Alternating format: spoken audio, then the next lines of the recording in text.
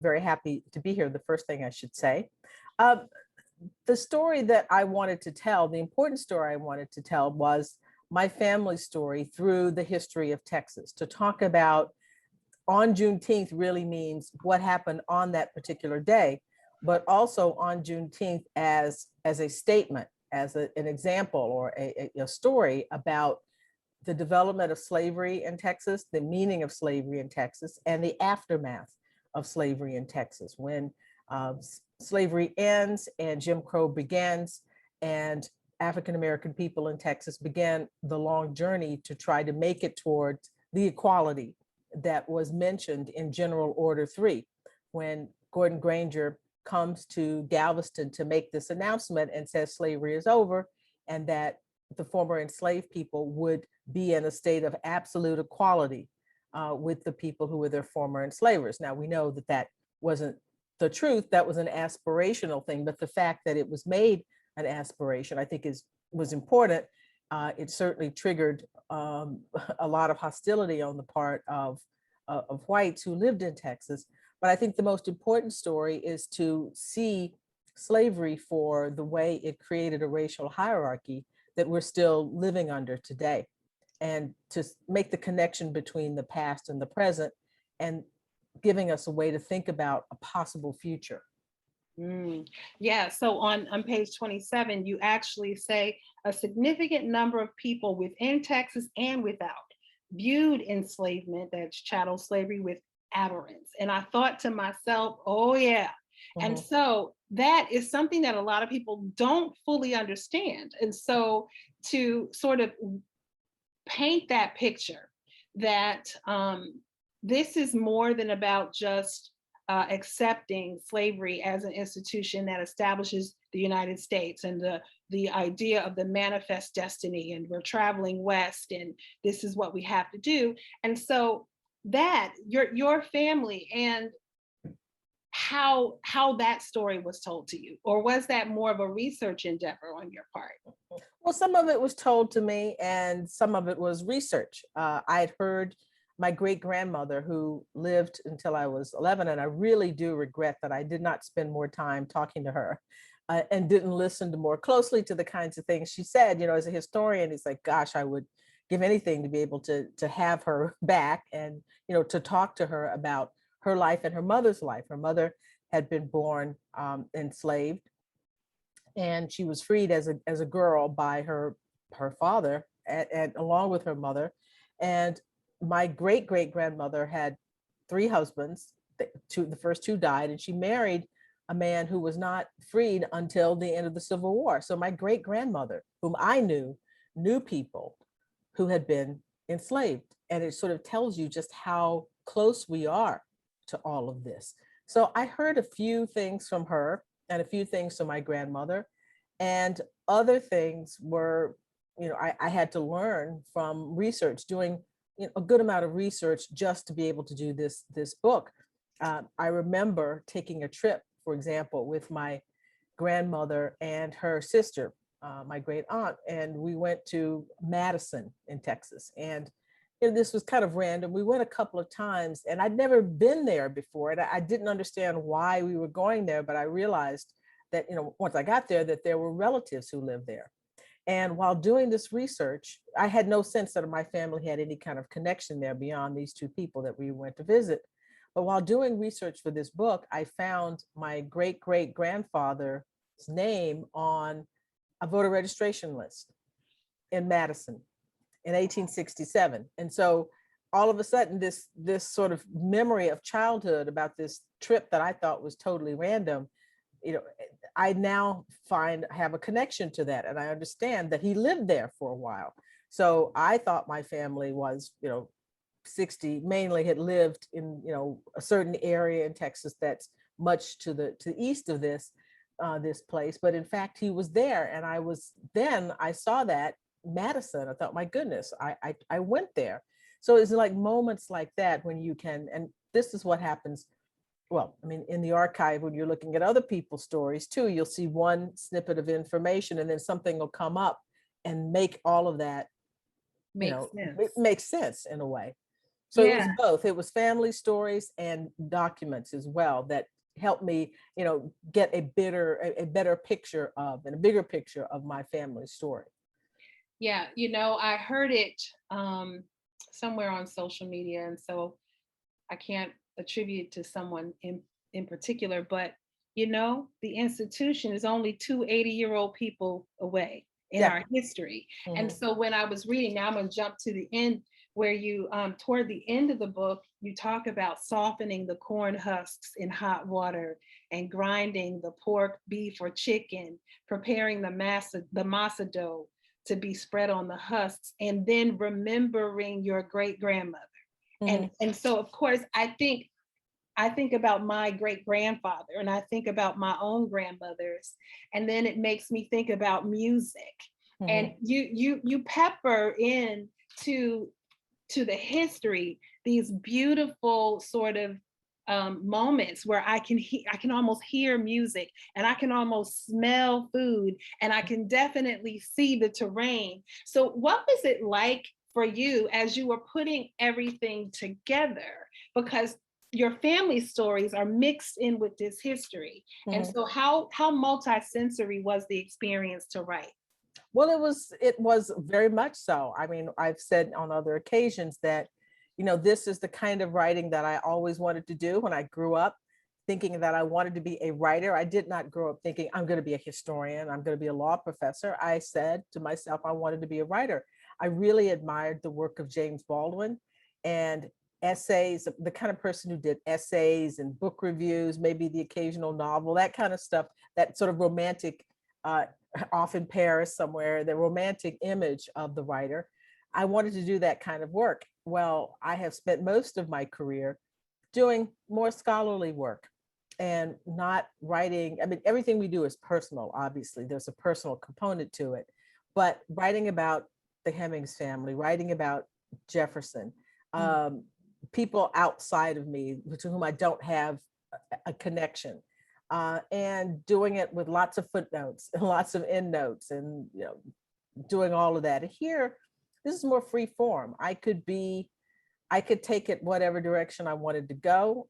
It was I could be spontaneous. I had a plan about where I wanted to go with it, some sort of major things, but it was taking me back to something that I always wanted to do. At the same time, I don't generally talk about myself Mm. that much, and so it wasn't easy. It was a point where we're trying to think of how much to talk about, a decision about, well, do I do names? Do I name everybody?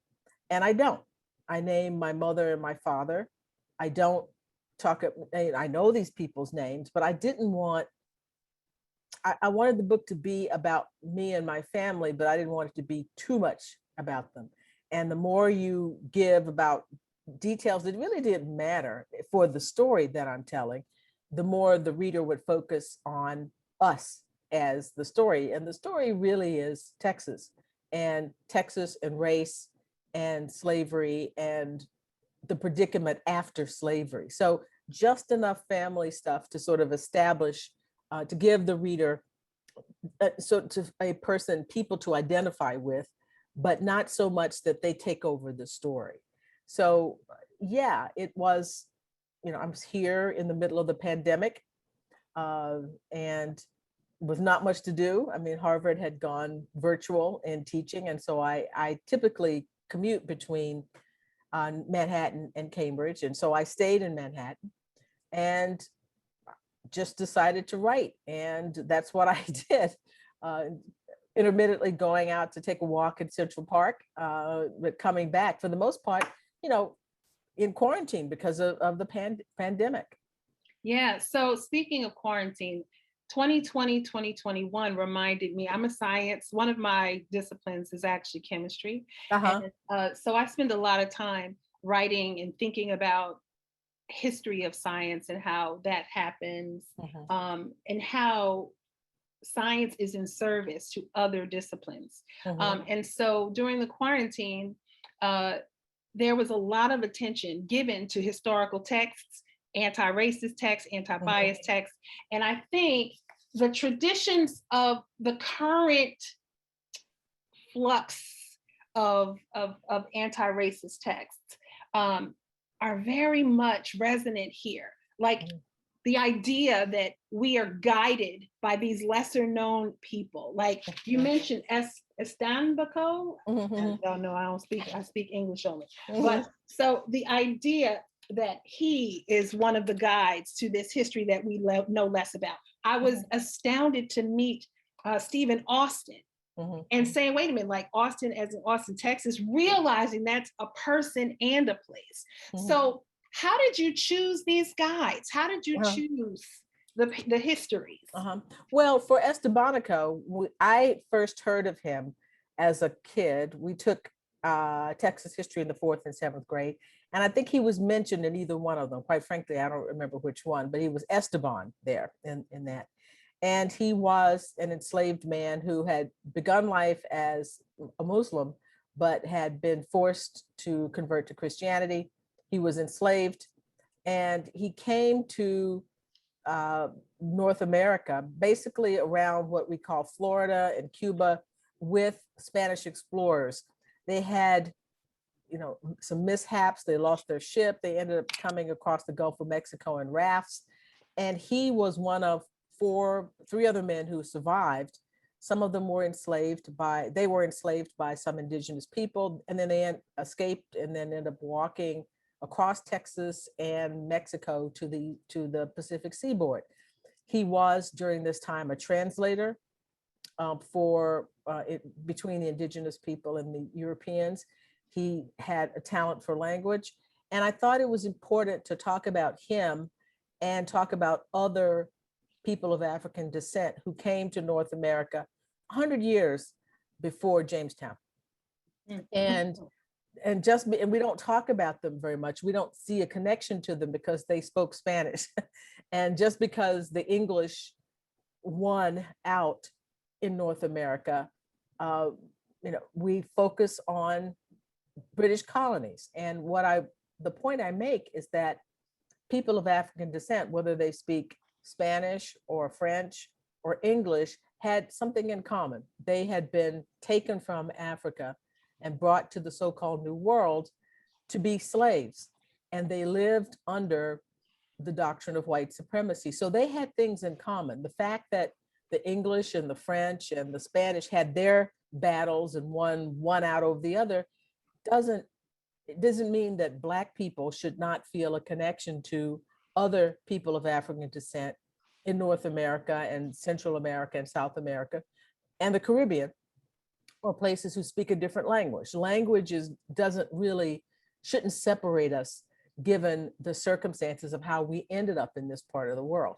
So I wanted to talk about Estebanico to sort of broaden our understanding of the history of people of African descent in North America. It's not just plantation slavery in Virginia. It doesn't begin with that. It's St. Augustine in Florida, which had Black people, again, almost a century before Jamestown. And I wanted to have that kind of sense of cohesion, to promote that we think about, Africans were doing all kinds of things in North America before Jamestown was thought of. So that's why I got him. Austin is the father of Texas. He is called the father of Texas. His own father got commissioned basically to bring settlers into Texas, Anglo settlers into Texas. He died before he could do that. And his son, Stephen F. Austin, took his place. And these people, the people that he brought over enslaved people with them and brought, slavery to Texas. Slavery was there but ahead of time, I should say, but they brought it and made it even more established. So talking about the father of Texas, who had this idea about creating a cotton empire, which they were able to do, to make it a part of the cotton empire, I should say, in the 1820s, was a necessary. I think it was important to do that, to talk about origins. When people don't think of slavery in Texas as much as they think of Texas as cowboys and oilmen, but there were people who it was a plantation slave society, and we should talk about that. Immediately that resonated with me because, okay, I grew up in the 80s watching Dallas every Friday night. And so the iconographic image of the cowboy, the rancher, and the oilman were embodied in that TV show. And Yeah. that was, it really, yeah. And so talk to us a little bit about these icons and these relics that, because you mentioned Hollywood, right? And the dividing line of East Texas and West Texas, and that iconographic way of thinking about Texas. Yeah, through movies and television shows, Dallas. I did not watch Dallas. I watched Dynasty. I did not watch Dallas. I don't know what was going on Friday nights, but I didn't watch it. But I would bet there are probably not a lot of Black people on it. No. Okay, so so right there. No Black friends. No Black friends. No Black friends on Dallas. Yeah, this idea of Texas, as I say in the book, is constructed as a white man. J.R. Ewing, if you think of, go further back, Giant, the movie Giant, with the rancher and the oil man, the rancher, the cowboy who becomes an oil man. And their conflict is supposed to be the main conflict in Texas, leaving out the plantation owner. He doesn't appear anywhere in that story. And East Texas has been and is more populous than West Texas, yet somehow West Texas becomes the image of Texas. And I say somehow, I think it's probably because it's a more palatable story. It's a less complicated story, thinking about people striking oil, looking for wildcatting and looking for oil, or driving cattle and tending cattle, versus a slave plantation where people are being bought and sold and people are being whipped and made to work for no money. You could talk about that at Mississippi and Georgia, and they kind of romanticize it, Gone with the Wind, that kind of thing. But we don't really have that in Texas because they focus more on West Texas. And the point of the book is to say, you can't really understand Texas without understanding that origin story, the origins in the institution of slavery. Yes, my mother, who lives in Arizona, so she represents the Western frontier for me and our family, she and my sister. But she asked me to watch a show on Netflix, and one of the things that was really interesting that was mentioned about Juneteenth was the origin of the Black Cowboy, or actually the fact that there were Black cowboys. It's like you had a houseboy, you had a field boy, and you had a cowboy. And so where is that in on Juneteenth, and why? Because I think it's in here, but that the idea of the Black cowboy. Well, that's been disappeared pretty much by Hollywood. The cowboy has been made into a white man, and that's just been disappeared. We used to have, I didn't even know about this growing up. When I was a kid in my hometown, we had something called Go Western Day, and you were supposed to wear Western attire and cowboy attire, and it was tied to the Houston Livestock and Rodeo show that they would have at the Astrodome, and they do the trail ride. And there was a time when Black people started participating in that. And I think there was some, skepticism about this idea that you're just adding Black cowboys when there weren't Black cowboys, and nobody knew. It took, until the last couple of decades for people to understand, more people to understand. I mean, obviously there are people who knew this, but become more widespread to understand that there were Black cowboys, and that preceded the time of Texas. I mean, the ways of the cowboys are Spanish and Mexican in origin, and Black people were involved in that as well. So it's a process of sort of erasing history, erasing a form of history, and claiming something that was being exclusively white when it was not. Yeah. So you mentioned how the subversion of Black teachers in making sure that the children, at least the Black children in Black schools, understood these histories. You mentioned Miss Daughtry. Was that, did you know Miss Daughtry, or did you read of Miss Daughtry? Miss was my first grade teacher. Is my first grade teacher, and she, when I integrated the schools there, she was wonderful to me. And I think it's perhaps that I wonder if she um, felt a sense of kinship with my mother, maybe because my mother was a fellow teacher. Right. But it was a tough time because they integrated the schools, they integrated, Black kids into the schools. But there, and like other places in the South, Black teachers were taken out of the schools. Yes. So there was an integration of the kids, but not an integration of the power structure or of the people who were in positions of power. So Black students lost role models, and white students lost the opportunity to have Black teachers as role models, which I think is important too. Yeah, I think that's one of the things in our community here that is often written about. That was called the Princeton Plan of integration here. And our town historian, she regularly talks about that because it's mutual benefit.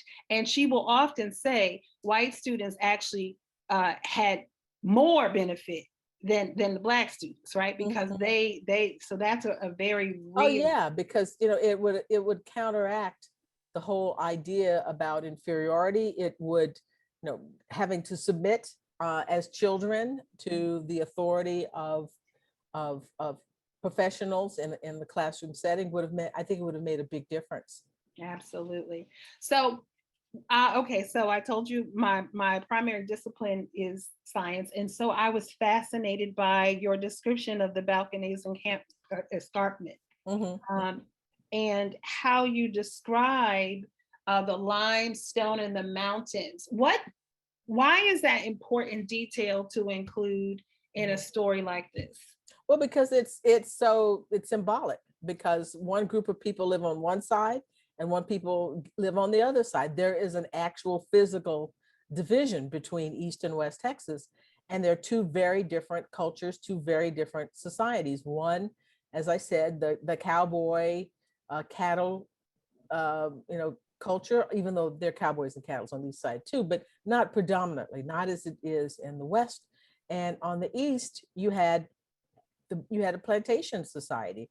I mean, East Texas. I joked in the book about one of my friends who asked me, what was it like to live near the desert? And I had to explain to her that if you see a topographical map of Texas, you'll see a huge swath of green on the east side, which is bigger than New England, and the west side that is more desert. So that fault line that goes down almost the middle of the state divides the population and divides the culture. And for some reason, and as I said, maybe because it's a more palatable story, people have focused more on what's happened in the West than what happened on the eastern part of Texas, which is very much like Louisiana and Mississippi and Alabama and Georgia and Florida. Yeah, I could absolutely see that. And so at one point you actually also describe the appropriation of the various peoples that were there. So you talk about the Indian crying commercial, which I also remember that. I was like, oh, I get it. It was a flashback. And how it was sort of made palatable. So as you were doing your research, in particular about what you call the civilized nations, I think there's a very interesting. That's what they call themselves. How they call themselves or described. And so I think there's a very interesting anti-Blackness story there that I think, again, we carry with us, especially if we have family members who were both enslaved by white folks and or enslaved by the nations. So how do you then, as a historian, a Black historian, I don't know if you fully identify that way, but how do you deal with the anti-Blackness that seems to come up among groups that's really horizontal discrimination? Mhm. Well, you just have to face it. I mean, one of the things that I talk about in the book is how people like my father sort of assumed that or acted as if Blacks and Native peoples had a natural affinity, and that, you know, that they saw it that way. Some did and some didn't, but the truth is that there were Native groups who held the Cherokee, Choctaw, others who held Black people as slaves as part of the attempt in some ways, I think, to show Europeans that they could be like Europeans in a way, and looking down upon Blacks and owning Blacks was a way of doing that. And just as we're going through a reckoning now, what they call a reckoning about race now, they're thinking more about these issues, you know, it appears that in among Native groups that that same thing is happening now. A lot of conflicts about allowing Blacks in, accepting them into the nations or not. And there's that kind of reckoning that's going on.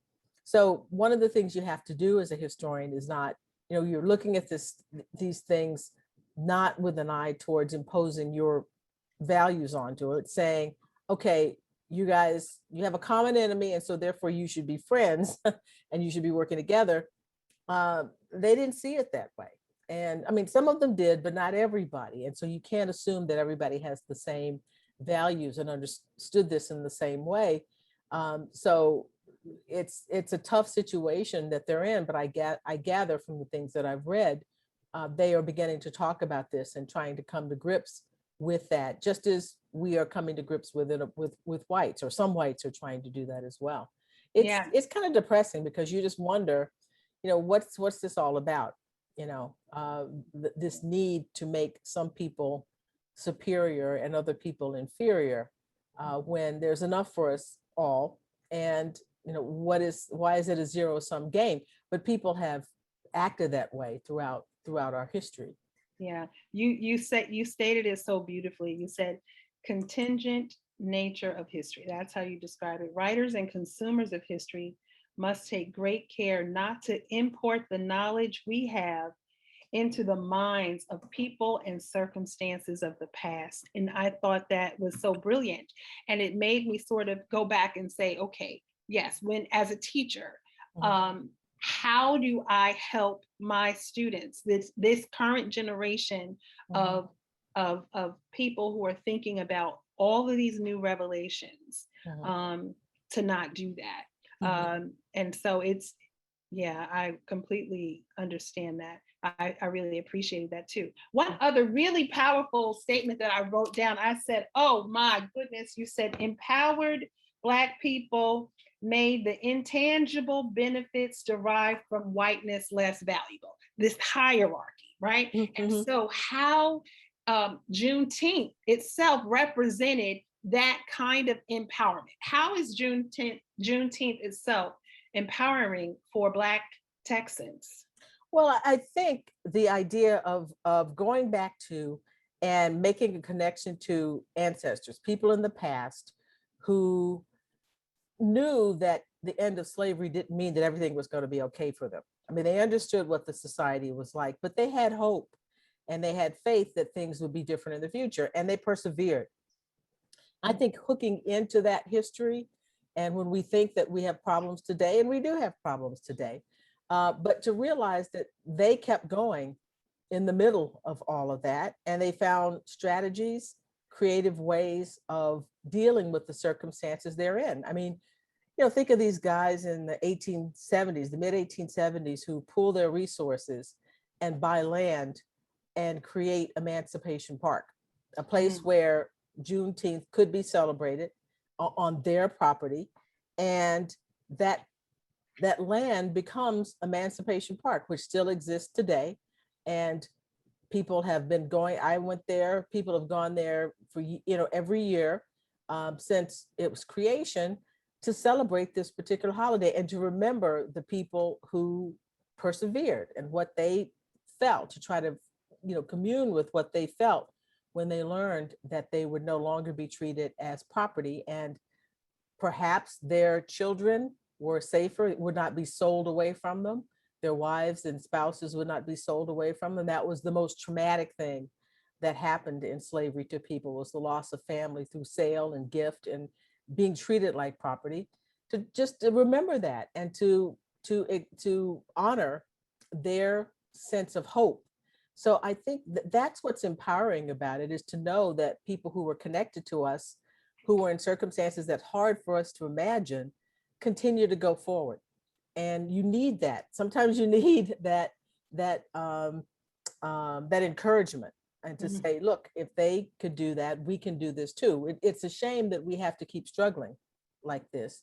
And we have made some progress. I don't want to say that all of the things that people sacrifice for, that nothing is different. Obviously, it's different, but we have a long way to go. But that spirit that they had may be something that we could draw on if we want to go forward. So, okay, because I wholeheartedly feel that Juneteenth is a very deeply personal experience, especially for those of us who can't trace our roots to Texas, but we know that none of us are free till we all free, and sort of establishing that. So let's talk about your Juneteenth favorites. Like, what's your favorite Juneteenth meal? I would like red soda water. Red soda water, barbecue brisket. I'm Texas, so we do brisket, barbecue brisket. I would have mustard greens, and I would have peach cobbler. Peach, apple for me. I'm allergic to peach. So with that, why is the food such a big part of the experience of Juneteenth? And I mean, I ask that because it's more than just a notion. It's more than just potato salad on a plate. Because it's about family.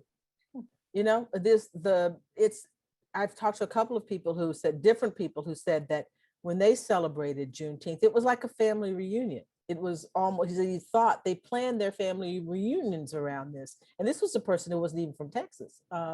And so if you think about food, you think about family. You bring people over and you feed them, right? And, you know, visitors, you give them food. It's the communal nature of it and the family nature of it. And food is a way of binding people together. Everybody brings their favorite dish, or you make the favorite dish that you know that somebody likes. And it's a way of establishing connections to people. So food is key, because family is key, and you're going to be feeding people and you got to prepare for it. So it's a big deal. It's always a big deal. Yeah. And, you know, I think about one of Texas's favorite pop icons in the Queen Beyonce, and the idea of the homecoming, right? And so what about music? Is the music more Louisiana Creole music, or is it something that's a little bit different? What's traditional Juneteenth music? To me, it would be soul music, what we would call soul music. You know, Frankie Beverly and Mays. I mean, we're sort of old style thing. I'm an old person, so that kind of thing I would like. And music is important. Music was always playing as well, and you know, it's just a good feeling. It's a sense of good feeling together. Now, it's, you know, people understand that it was in some ways a solemn occasion, but it was an occasion from the beginning of celebration. And you try to keep that forward with good food, good company, playing cards, you know, kids running around throwing firecrackers, that kind of stuff that I can't Okay, wait a believe. minute. You said playing cards, spades, bid, whist, pinochle. Bid whist. But that's it. Whist. There you go. Yeah. All day. And cousins with dominoes in another corner. Oh yeah, my father played dominoes. The old men played dominoes, and not even the old men, but people played dominoes.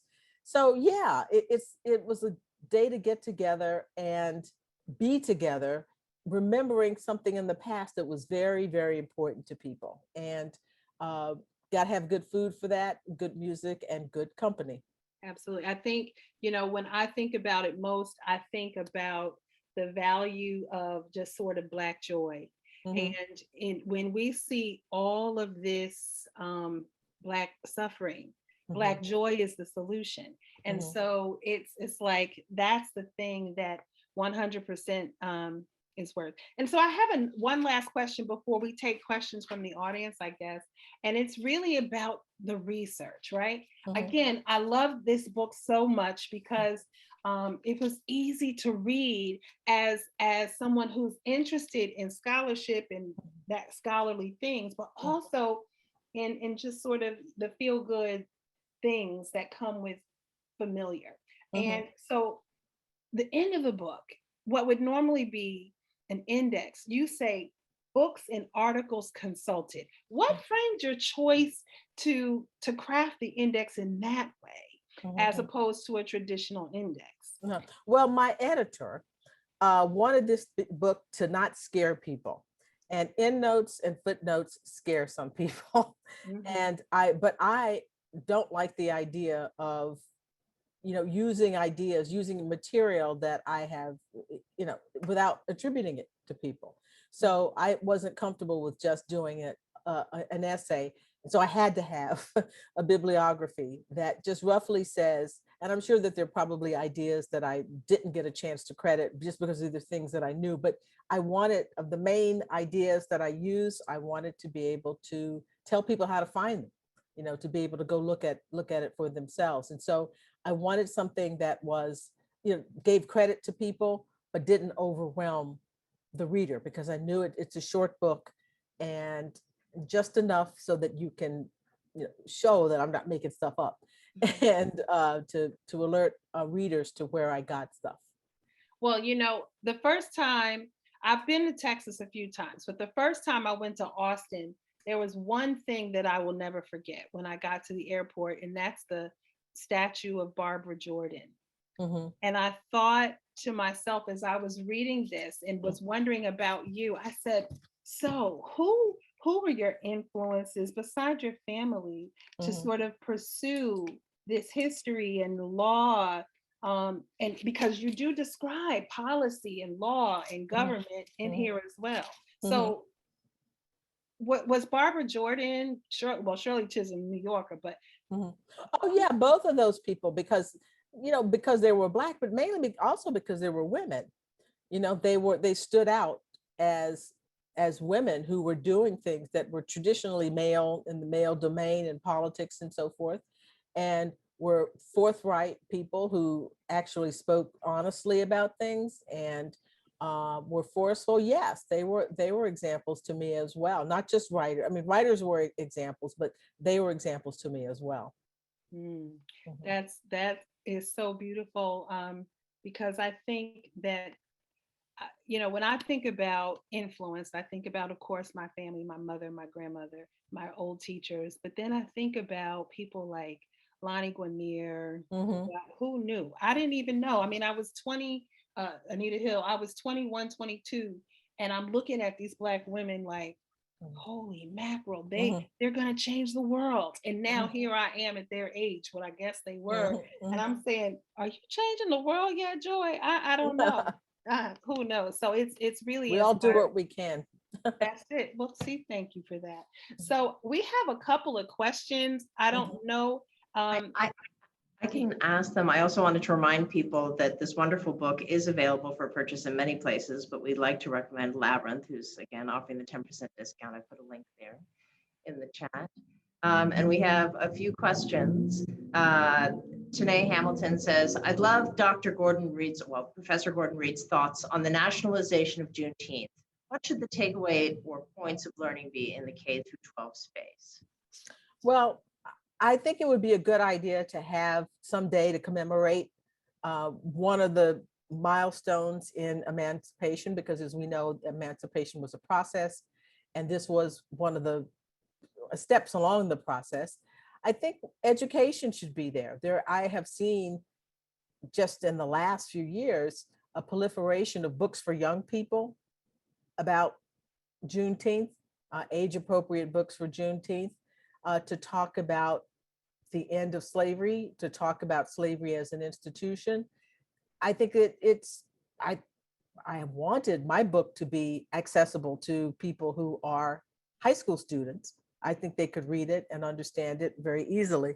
But other than that, there are just a lot of things now. It's because it's become such a popular holiday that there's there's so many things online and books and things for young people that I think would be very useful for telling this particular story. And when you celebrate the day, I would hope that people would make education to be a part of it, to talk about the meaning of Juneteenth, not just for soda and food. All those things are fun, but to have the educational component in it as well. Parents should talk to children about it, and well, I mean, most people will be out of school.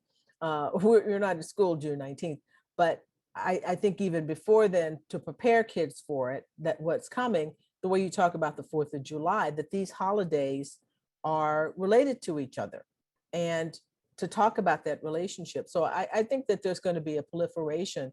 There is a proliferation of material that will be useful for K through 12 educators. And another person says, just yesterday, a bill signed into law in Texas establishing the 1836 Project, promoting, quote, patriotic education. Mm-hmm. What are your thoughts on this new law, and particularly what it means for K through 12 teachers and our communal understanding of history? Well, it's kind of, depressing in a way, because it presupposes that patriotism means that you just say nice things about the country, and that you hide things about the country. I think it will be 1836, of course, refers to the formation of the Texas Republic. And as I understand the law, I haven't read all of it. I think it expressly says you can talk about Juneteenth, at least they allow that. But I would expect it would have maybe a chilling effect on some educators who might feel that they might run afoul of parents' expectations or their administrators' expectations if they talk too much about race, for example. But the problem is that I don't understand is that the Texas Constitution explicitly, as I said, talks about slavery and supports slavery. It also says Black people can't be citizens. So unless you redact part of the Constitution, I don't see how you talk about the Texas Republic, 1836, without talking about slavery. People act as if we just sort of made up race as a topic, but people in the 18th and the 19th century talked about it all the time. They wrote laws about it. They discussed it. It was an obsession for them too, more so than us. They did stuff. They not only talked about it, they did stuff about it. So it's a strange bill. It's a strange notion, because you can't talk about the Republic without talking about slavery. But I do feel that some people might, not all people, but some people might feel wary, feel that they have to be more circumspect in the way they talk about these things because of these laws. Thank you so much. And we have a question from Jerry Johnson that asks, as a Harvard professor, how do you integrate this historical narrative into what you teach? Of Juneteenth? They didn't specify, but I'm guessing, yeah. Yeah. Well, I mean, I teach American legal history at Harvard, and I teach in the history department at Harvard. And my specialty really is the early American Republic. Things pretty much end for me when I'm teaching straight history courses. Things sort of end for me in 1826 when Jefferson dies, and the era of Jefferson is over pretty much. But in the American legal history class, I do go up to Reconstruction, the end of Civil War, and Reconstruction, the breakdown of the American system of law and the recreation of that law under a new constitution. So I just talk about it straightforwardly. I talk about Texas and the Mexican War and its role in the sectional crisis and all of that. So it's an integral part. It's not a matter of integrating it. It's there because I'm telling the story of how the system of law broke down and where it broke down, the things they argued over, and they argued over Texas a lot. And so it's a natural part of my American legal history class. Thank you so much. The book is really, really amazing. It's a powerful, a small but powerful and mighty book. If Dr. Barnes Johnson will show you how many tabs she put into her copy. I don't know if either of you have any final words or if you'd like to close the program. It's been Well, such a joy to have you. Well, go Yeah, ahead. Go ahead. I'm sorry. Go ahead. I was going to say the only thing I would say is that I hope that this book, well, I hope this book would encourage people who have family members who are older to take their family histories, find out what they remember about their family, maybe make recordings of it, write it down. We're all a part of history. Everyone here could tell the history of their state or this country through their family stories, through things that happened to them. And so I would encourage people, whether they want to write the book or not, to make these kinds of records so that historians and other people, archivists, people who want to have these stories and can be very useful will have access to them. So a family story, you're part of history, and we should keep that in mind and be, to be very proactive about gathering up family stories. Yeah, in the chat, there was a question about your work telling the story of Hemings, Sally Hemings, and I think it speaks directly to what I was thinking. My family is all over, like Alabama and Arizona and Ohio and Florida, and I value the fact that there is a woman who's 80, in her 80s. And I said, I'm not letting another summer go by without recording her story. And so I also teach a racial literacy class at the high school in this community. And I love the idea of using this as part of our text, because we explore the systems of racial domination and racial progress. And the beautiful thing about this book is that you present both.